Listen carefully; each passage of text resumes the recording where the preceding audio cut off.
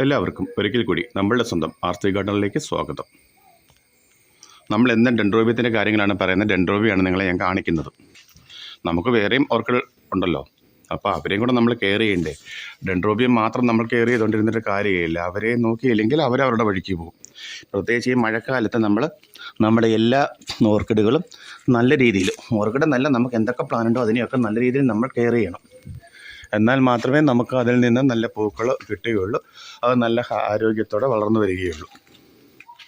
ഇന്നലെ ഞാൻ കാണിച്ച ഇതാണ് സ്റ്റാർ ബ്രൈറ്റ് ആണ്. കണ്ടോ, കുറച്ചുകൂടി അതാ ഒരു തെളിഞ്ഞില്ലേ ഇന്ത്യ സൈഡിലത്തുള്ള ഒരു ചോക്ലേറ്റ് ലൈൻ. അപ്പം നമുക്ക് ഗ്രൗണ്ട് ഓർക്കിഡിന് എങ്ങനെ വളം കൊടുക്കുന്നത് നമുക്കൊന്ന് നോക്കാം.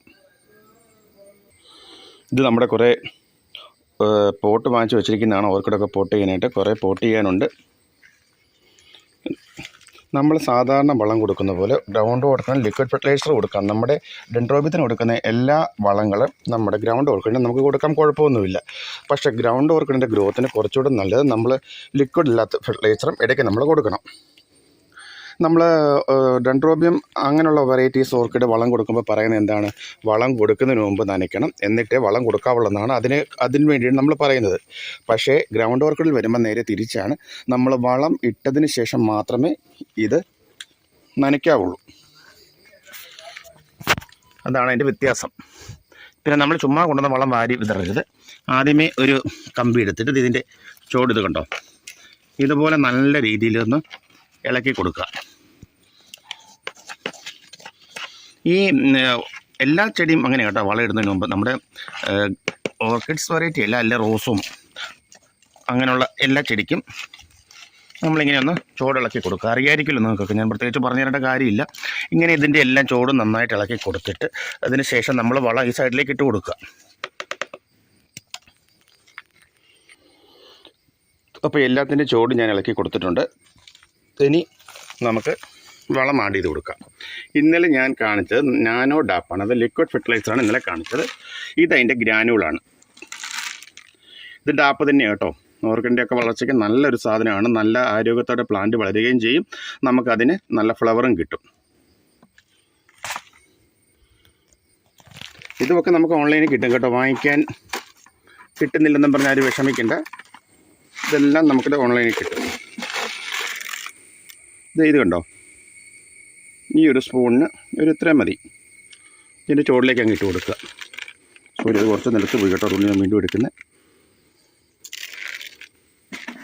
അതുപോലെ എല്ലാത്തിനും ഞാൻ ഇട്ട് കൊടുത്തിട്ട് നിങ്ങളെ കാണിക്കാൻ ഞാൻ എങ്ങനെ ഇട്ടിരിക്കുന്നത് കേട്ടോ. ഇപ്പോൾ എല്ലാത്തിനും വളം ഇട്ട് കൊടുത്തു. എന്തേ നോക്കിയാൽ കറക്റ്റ് ചോട്ടിലിട്ടിരിക്കുന്ന ഇച്ചിരി മാറ്റി ഒരു സൈഡിലിട്ട് കൊടുത്താൽ മതി. എന്നിട്ട് നമ്മൾ മണ്ണിട്ടങ്ങ് മൂടി കൊടുത്താൽ മതി.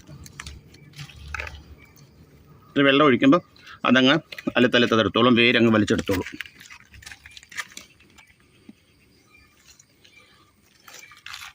നമുക്ക് അപ്പുറത്ത് വേറെ സെക്ഷൻ ഉണ്ട് കേട്ടോ, അതോടെ കാണാം.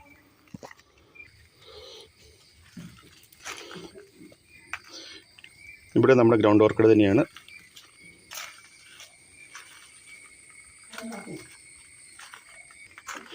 പിന്നെ ഇതിൻ്റെ കൂടെ ചെറിയൊരു പച്ചക്കറിത്തോട്ടം എന്ന് പറഞ്ഞാൽ വലിയ കാര്യമായിട്ടൊന്നുമില്ല. കൊട്ടൊക്കെ മുളക് മാത്രമേ ഉള്ളൂ. പച്ചമുളകും കാന്താരി ഇതൊക്കെ നിറച്ച് നമുക്ക്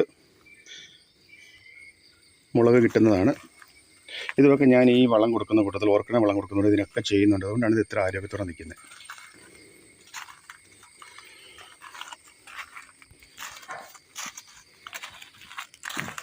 നമുക്ക് നല്ല ഭംഗിയുള്ള മുളകല്ലേ.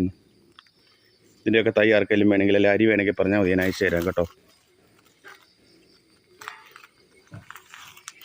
ഇതൊക്കെ ഇങ്ങനെ കാണുമ്പോൾ നമ്മുടെ മനസ്സിലുണ്ടാകുന്നൊരു സന്തോഷമുണ്ടല്ലോ, അത് നിങ്ങൾക്കൊക്കെ അറിയാലോ. നമുക്ക് ആർക്കും പറഞ്ഞറിയിക്കാൻ പറ്റാത്തൊരു സന്തോഷമാണ് ഇതൊക്കെ കാണുമ്പോൾ നമുക്ക് കിട്ടുന്നത്. ഇതിനുമൊക്കെ ഞാൻ ആ ഓർക്കിഡിന് കൊടുക്കുന്ന വളങ്ങളെല്ലാം തന്നെ ഞാൻ ഇതിനും കൊടുക്കുന്നുണ്ട്. ഞാൻ എപ്പോഴും പറയാറുണ്ടല്ലോ, ഓർക്കിഡിന് കൊടുക്കുന്ന വളങ്ങൾ നമുക്ക് എല്ലാത്തിനും കൊടുക്കാം, അതിനൊന്നും ഒരു പ്രശ്നവും ഉണ്ടാവില്ല. അപ്പോൾ ഇന്നത്തെ ഈ വീഡിയോ നിങ്ങൾക്ക് ഉപകാരപ്രദമായെന്ന് ഞാൻ വിശ്വസിക്കുന്നു. നമുക്ക് മറ്റൊരു വീഡിയോയിൽ കൂടെ വീണ്ടും കാണാം.